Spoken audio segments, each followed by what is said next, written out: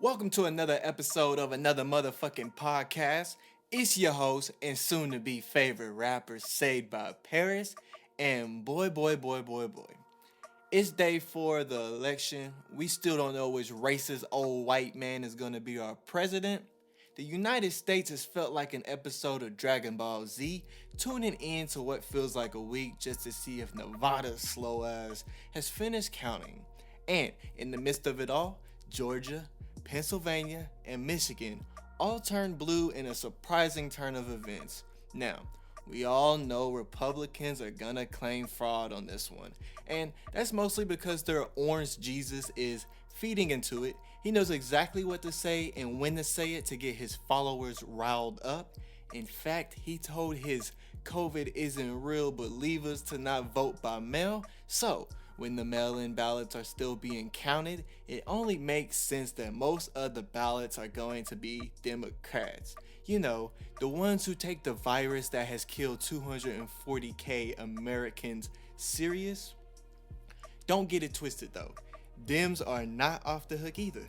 Maybe if they had more faith in the socialist Jew, maybe we wouldn't have to decide between the lesser of two evils.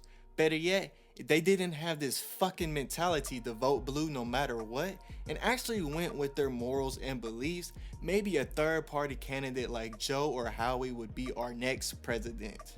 Speaking of not voting red or blue, if another motherfucker tells me I threw away my vote, or gets upset because I didn't vote for who they wanted me to vote for, I'm gonna fucking lose it. Newsflash, I live in Billy Goat, Arkansas. They worship Trump's dick down here. Joe wasn't winning Arkansas. I'd rather think about the bigger picture, i.e. the fucking planet and its future. Yeah, I voted Howie Hawkins because the man takes climate change serious. Oh, and he selected a black bisexual woman as his VP because he was qualified, or shall I say she was qualified, not because she was a gay black woman to help him gain the black vote. You know, kind of like what Sleepy Joe did when he picked a black woman as his VP. The same black woman who has sent more black men to prison for bullshit weed charges than Reagan did during the war on drugs. So yes, Trump doesn't deserve to be president, and yes, I hope Biden does beat him. That doesn't mean I like Biden nor endorse him. He's a wolf in sheep clothing. But you know what? At least the Dems and Gen Z will hold him accountable for his actions. And he has the best interests of the LGBTQ community. Can the same be said about Donald Trump?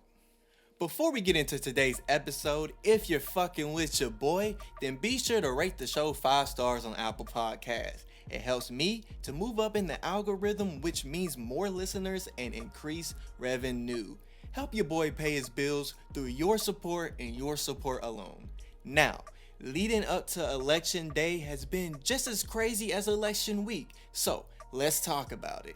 Yo, what the fuck happened to rap? The same genre who stood up against the white man and talked about giving back to its community is now co-signing a racist white, or shall I say orange, man. Tupac is rolling in his grave right now. And if you don't know what I'm talking about, I am of course talking about rappers like Lil Wayne, Lil Pimp, and 50 Cent co-signing Donald Trump. Even the fuck the police rapper Ice Cube. Now, don't be fooled, apart from Ice Cube, these other motherfuckers are worried about their pockets, not people of color. Ice Cube was used as a pawn by the Trump administration. These other rappers are just claiming to be working with Trump on a plan to help black people weeks before the election when they had 4 years to do so. Cube, on the other hand, was in talks with Trump at the beginning of this year. It only came to light now because the Trump administration wanted the black vote. Cube has never endorsed Trump and was trying to help his people. It's just a shame that Trump used Cube as a pawn in this race. Now, Lil Pump, on the other hand, has been clout chasing like a motherfucker by openly supporting Donald Trump all of a sudden. In a recent rally, he was brought on stage by Donald Trump, who referred to the rapper as Lil Pimp. And speaking of sound, music, and other things, one of the big superstars of the world, Lil Pimp. There he is. How's it going? Do you want to come up and say something? Do you want to? Come on. Little punk. Come on. Come on up here. Come on up here. Does everyone know who he is? Do you know how big he is? Come on up here. It's a nice hat. Come on, say something.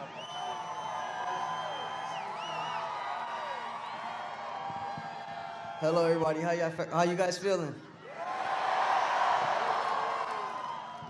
I come here to say, Mr. President, I appreciate everything you've done for our country. You brought the troops home, and you're doing the right thing.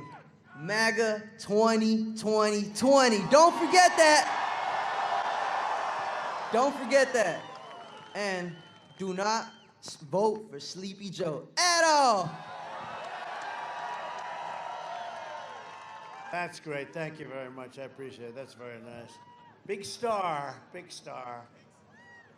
Now, if you're like me, you probably lost hella brain cells listening to that. And honestly, this is kind of smart on Lil Pump's end because prior to him supporting Donald Trump so much on his Instagram, Facebook, Twitter, nobody even knew this nigga existed anymore. His music career was fucking dead. He wasn't making no hits. He wasn't making no money. I mean, truly, all this shit that's happened in 2020, I have not heard shit about Lil Pump prior to now. But Lil Pump's clout chasing might have backfired on him long term. He's lost 300,000 followers on Instagram and they are increasing by the hour. Like I said, that clout chasing might have cost him his already dying career.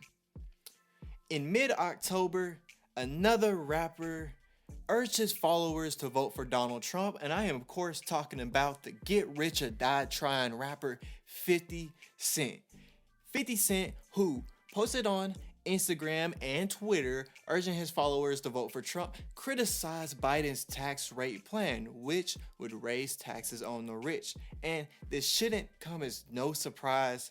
The get rich or die trying rapper has made it obvious that he will do anything to get or stay rich, and that includes dying. 50, who has been known to troll, has since withdrawn his support, tweeting out "fuck Donald Trump." A little bit smarter than Lil Pump, probably realized it was not good for his image, career, or brand.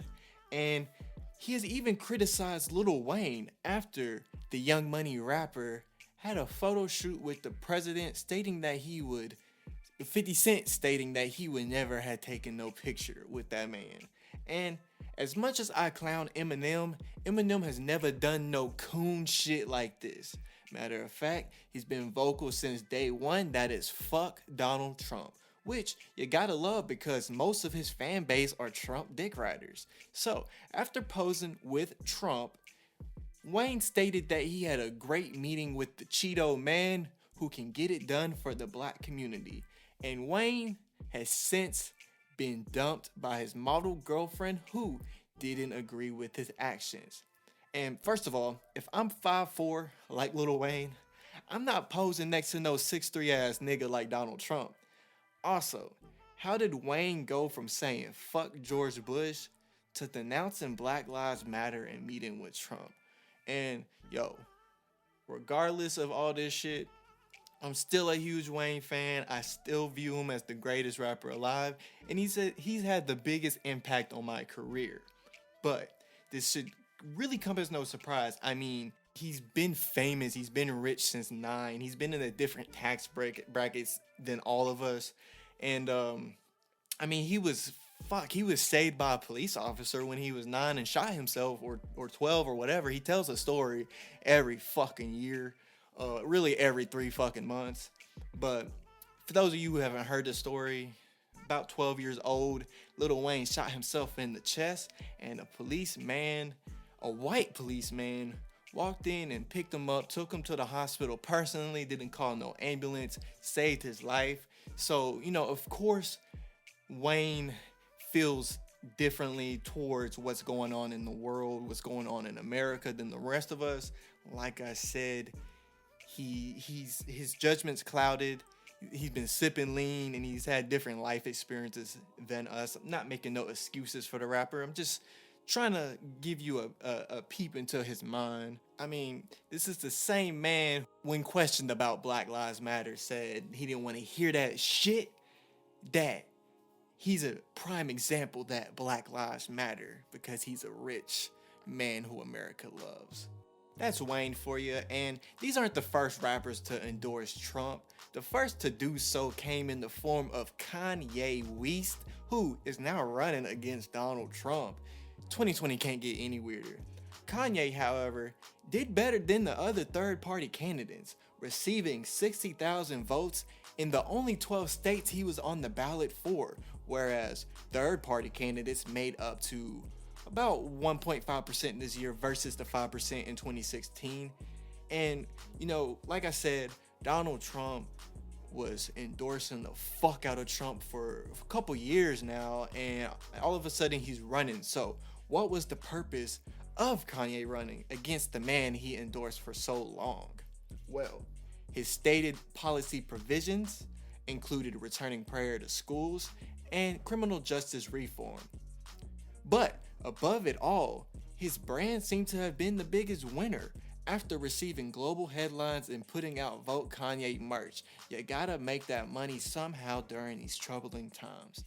Expect to see Kanye run again in 2024, and if you don't believe me, take it from this Kanye West tweet where he tweeted out, "Well, Kanye 2024. Now, what Kanye did prove this election is that there are voters, including the 60,000 who voted for him, who do not relate to either party of the two-party system. And as Mike Muse said it best, those 60,000 people are part of an awakening that the status quo can't continue. That the way we select candidates, the policies they have, and the style of campaigning is something we need to talk about. Now, who knows? Maybe I'll vote for the man next time. It can't be any worse than 2016 or 2020's election." And I have to agree with Mike Muse because I know several people here in bumfuck Arkansas that voted for Kanye West because they weren't fucking with Trump and they weren't fucking with Biden. And some of these people voted for Trump the first time around. If that's not saying something, I don't know what is. Now, moving on, today's date is November 6, 2020 at the time of this recording. And first thing this morning, woke up to some bullshit. Chicago rapper King Von dead at 26 after an apparent shootout, which I don't know the details fully, and I don't want to promote anything as being true or false or vice versa. I just want to send my condolences to the Chicago rapper. He was only 26 and I believe he had 3 kids, so I want to send my condolences to King Von and his family and his close friends. And I just pray this doesn't lead to more unnecessary violence. It seems that every time a Chicago rapper is on the rise, something tragic happens to them. And 2020's just been rough. Really, the last 3 years have been rough for the hip-hop community. We've lost notable stars in the past 3 years to gun violence. Of course, talking about XXXTentacion and Pop Smoke, just to name a couple. And we've also lost rappers due to overdoses such as Juice WRLD, Mac Miller, and Lil Peep. So the hip hop community once again taking another loss, and a lot of rappers came out today on Twitter to show their condolences for King Von, and I'm gonna read a couple of those to you. Chance the Rapper tweeted out, "Wow, this year was so tough. R.I.P Von, God bless him and his family. I can't believe it." YG 400, "Damn, just tapped in with you gangsta. R.I.P King Von." Lil Yachty, Nav with their condolences as well, both tweeting out R.I.P King Von. And it's just crazy, man, because it's kind of, for me at least, it's kind of similar to the Pop Smoke situation. It seemed as soon as I checked in with both of these rappers, as soon as I became aware of them and their music and whatnot, it seems almost like that same week that they've been taken away. And it's just, people are dying too young, way before their time. So 2020 has been rough to us all. I pray for everyone's mental. Please take care of your mental health. That is most important. If you could stay home, man, this gang shit ain't worth it, man. Police out here killing people.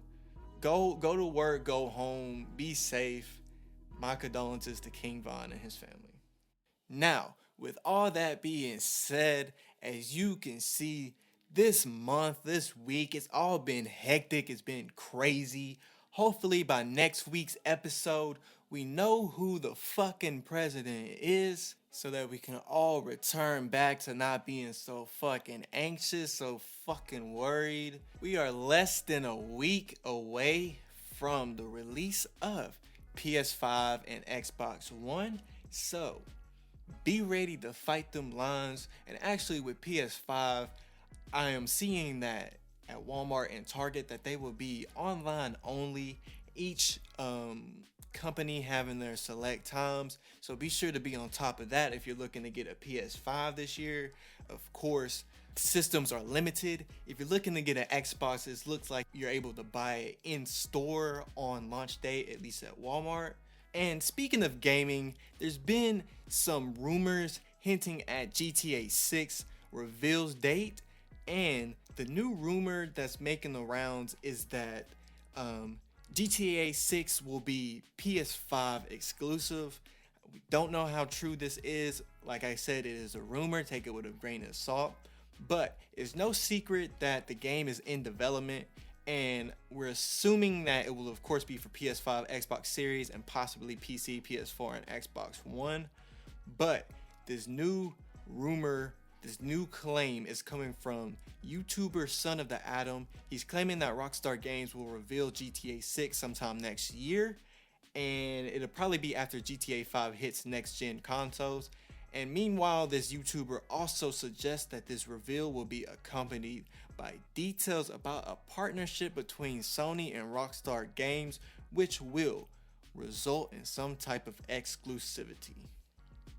Hey, if it's true, get you a PS5, because it's gonna be the biggest game of the decade, just like how GTA 5 was one of the biggest games of the last decade. And you know, of course your boy, he rocking with Sony. I ain't fucking with Xbox. But if you're looking to get a next gen console, if you're looking for one that ain't gonna sell out in a matter of moments, one that's more affordable, go fuck with the Xbox One Series S. You know, it might be right up your alley. They're allowing you to make payments on it. You can make your kids Christmas, all that shit. Me, I'ma still keep rocking with the PS4 for at least another year, maybe even longer, because now they're talking about God of War being on PS4 and not a PS5 exclusive. So hey, that's all I want to do is play God of War. I'm gonna play Spider-Man on the PS4 and whatever other games are coming out. Until they make it worth my while, I'm not spending $500 on a motherfucking console. Now that we got all of today's quick bits out the way, I want to get into the topic of discussion, and that is why the fuck I hated motherfucking college. Now, originally this topic was for episode 2, but I ended up scrapping it, if you remember, and I said that at one point or another I would bring it back. Well, I am bringing it back for this episode. So, the audio might sound a little different, my energy might sound a little different, and that's just because it's an earlier episode. I didn't feel like re-recording 20 minutes worth of audio to get my message across, so I apologize for the inconvenience, but you get over it, it'd be alright. So, without further ado, here's why I hated motherfucking college. You know, growing up, everybody and your mama tell you you gotta go to college, you know, get good grades in school so you get scholarships, all that shit. And I did, for the most part, that shit, because that's what society tells you. And going into college, I knew I wanted to be a graphic designer because I was always into art. And I'm the worst artist. Anyone who's seen my art, I'm trash, but it is what it is. But, you know, growing up, I knew that's what I wanted to do was graphic design. Really, I wanted to get into video game animation. I was a huge gamer, still am. So, you know, I always thought it was cool, like, to get paid to do video games and shit. But at the time I was growing up, that just didn't seem realistic. You know, nowadays you see YouTubers and Twitch streamers, they're getting paid to play video games, basically. And, you know, teenagers making fucking 30K a month. Shit's crazy. But growing up, I didn't think that shit was ever possible. And my, you know, aspirations in life seem to always be too far-fetched. So, for instance, I wanted to be a basketball player and go to the NBA in like 3rd, 4th grade. What fucking kid doesn't? You know, that's a common fucking aspiration. And then, you know, I wanted to be a rapper, and, you know, I did that for a little bit, and I stopped doing that. But, you know, I've always been a creator. If it wasn't art, I was writing stories and shit. If it wasn't that, I was writing music, lyrics, and really growing up, I didn't have much. So these were just my ways to escape from life. So, you know, obviously now I make music now, I rap. That's what I want to be. But going into college, I had to have a plan B. And really is my biggest regret, because people, you know, always tell you got to have a plan B. I wish I would have went all in with plan A, and I still plan on doing that, you know, being a rapper. But growing up, I was told I needed a plan B, was told you got to go to college. That's what I did. I went in, I took the graphic design route. I had scholarships and shit, but I didn't have enough to cover school completely. So that was one of the main reasons why I hated college, is because of the fucking debt that I'm currently in. But it is what it is. I ain't paying that shit. We gonna have to get a motherfucking office though. Fucking wipe that shit clean, because I ain't paying that shit. Not me. But, so I went in as a graphic designer. Fucking hated that shit. I thought I was fucking good. I thought I knew shit. Go in. It's like fucking going into something that you think you're fucking experienced in, and then being like showed and told like, nah, nigga, you thought this shit new. You didn't know this. And on top of that, I wanted to be in graphic design, but I went to a 4-year college. So realistically, the classes that were required for my degree should have took only 2 years. But I went to a 4-year college, so they're cramming in fucking English and math and all this shit that I don't need. I'm an artist. I'm not a fucking mathematician. And that also applied for like studio classes. So I'm most comfortable on the computer. My artistic abilities aren't the best. So like that was already like fucking crushing, seeing all my peers how talented that they were and still are, of course. Shout out to everybody. But we also had to take like studio classes that didn't have to do with graphic design. So for instance, I had to take painting, I had to take ceramics, I had to take sculpture, all this shit that it does help your artistic side, and it does get you away from the medium that you're used to. But, you know, like I said, going in, I wanted to be a graphic designer. That's all I knew. I did it for 2 years in high school. I was confident in that shit. But now here I am having to fucking paint, fucking mess with mediums that I'm just not familiar with at all. And that's really one of the main things I hated about college. I also hated the fucking mentality that you have to go to college. That is not true. Talking about like trade jobs, school doesn't teach you that, you know, high school doesn't teach you that college isn't for everyone, and it really isn't. Half the people that I went into college with did not graduate with me. They dropped out, or, you know, life hit them rough. Maybe they had to, you know, feed the kids and shit, and they just didn't have time for school. You know, everybody is different for everybody. But high school doesn't teach you that it's okay to be a plumber. It's okay to be an electrician. It's okay to get these trade jobs that pay well, which is crazy because I remember growing up like being told, you want to go to college, you don't want to be, you know, a fucking sanitation worker. But, you know, them motherfuckers making like 16 an hour and not in debt like my dumb ass. So who's really winning in life? And college wasn't all bad.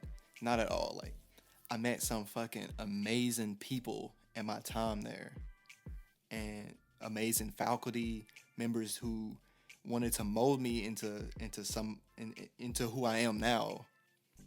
I went through experiences that makes me who I am now. So I don't regret going to college. I just fucking hated it. One of the things I actually picked up in college was photography. I never, before college, like, of course I've held a camera, of course I shot pictures and shit, but I never looked at it from like an artistic viewpoint. So when I was forced to take photography as a part, of my degree plan, I fucking loved that shit. I loved film. It was fucking, my college had a dark room, and I guess most colleges don't have that. I don't fucking know, but that shit was amazing. I got to eventually be a photo assistant for my professor, mix chemicals, learn that process. I fucking hated being fucking texted at 2 in the fucking morning that some chemicals are out because the fucking students want to wait the day before to do their goddamn project. But is what it is, I guess. I also went on to be the photo assistant for the newspaper, and I did a photo intern for the campus. So I really enjoyed photography. And my biggest, what's the word I'm looking for? My biggest accomplishment from college was my senior show, which was photography based. It was titled This Is America, and it focused on the police brutality happening in this country. And this was like 2000. I had been working on this since 2017, 2018, something like that. And the show took place in 2019. Fast forward now to 2020, and obviously nothing's changed. But I think that was my biggest accomplishment, the response that I got from the school, which my journal was fucking vandalized while I was overseas, and some nasty shit was written in it. But it ended up being a blessing in disguise. It fucking blew me up on social media and shit like that. So, and I had a great turnout. So it wasn't all bad. And like I said, I love the people that I met. My main fucking, like, above the debt, above the fucking classes that I didn't need to take that were a waste of fucking time. I should have been out. Apart from all that shit, the thing I hated most about college is it took time away from my true passion. So Monday through Friday, I'm in classes. Like I said in the last episode, I was an art major. I didn't have classes on Fridays, art-wise, but still had like English and history classes that did take place on Fridays. But it might be like one class, one semester, or no classes one semester. It varied. I worked on the weekends. I had class on the weekdays. Top of that, it's like, especially my senior year, I was working on my senior show. I was planning on my trip in France. I was the photo assistant and the photo editor.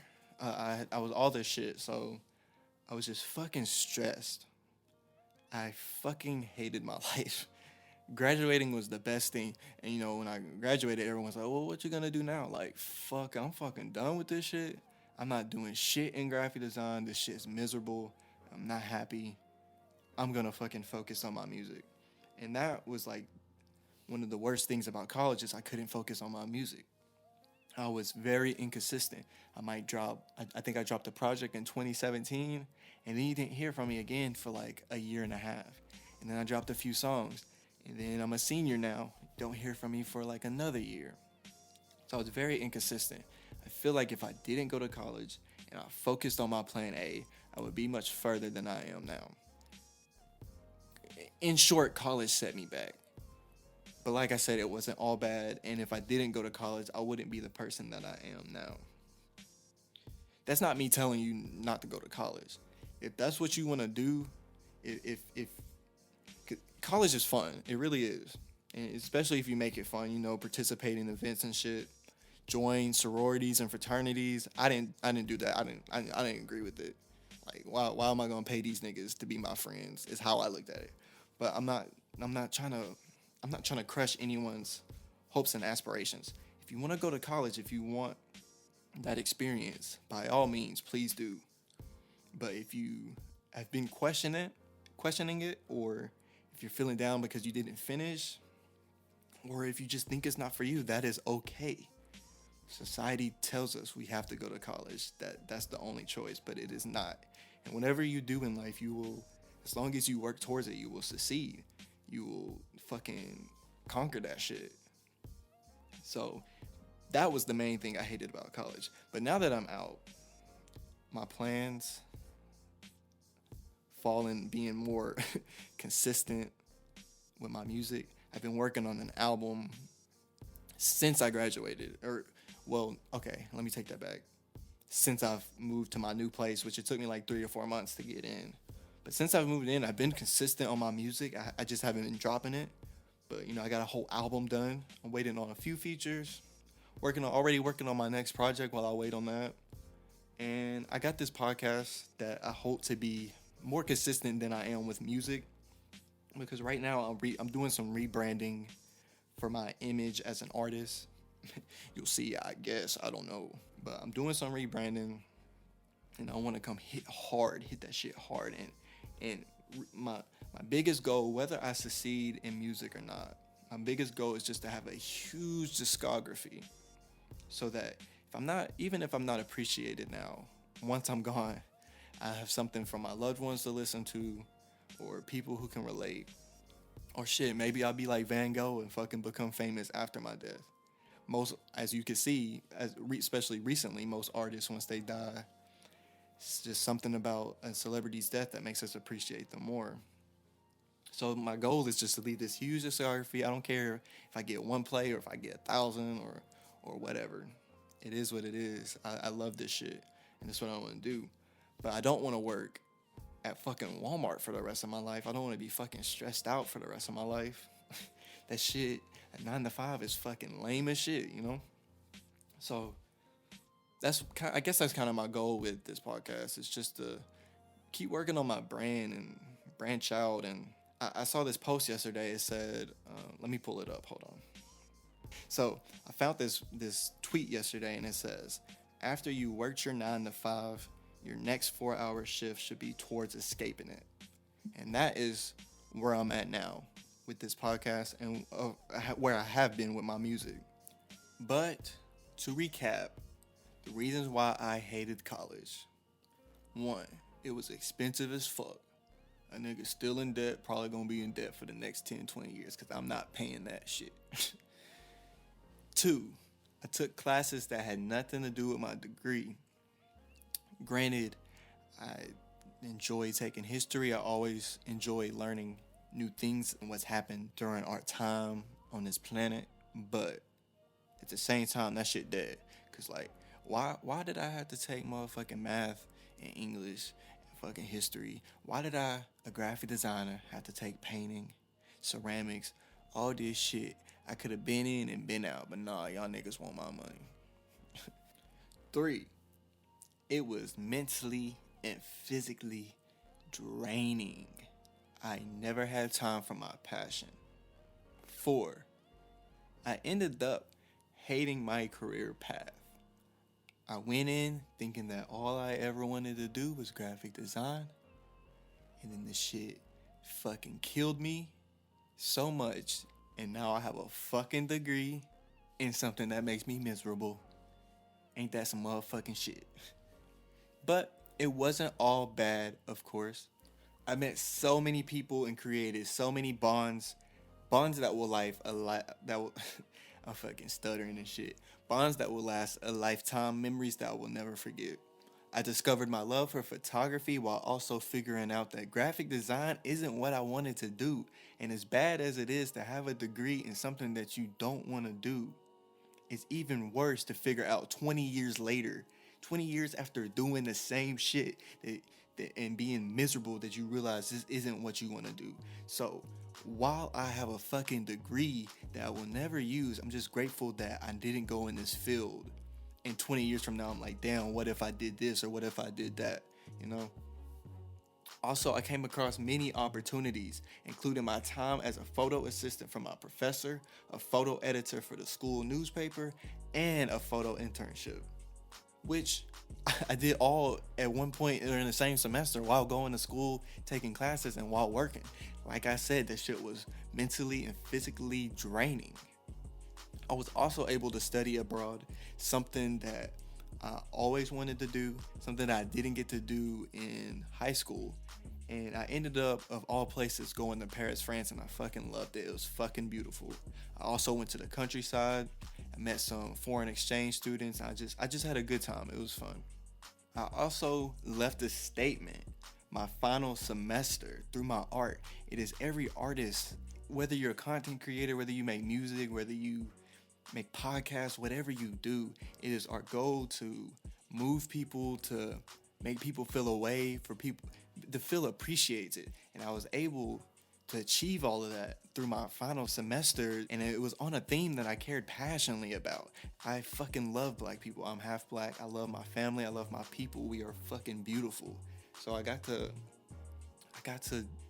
do it on something that I cared about so passionately. And so that was probably one of the best things about college, is that I set out to do what I wanted to do as an artist.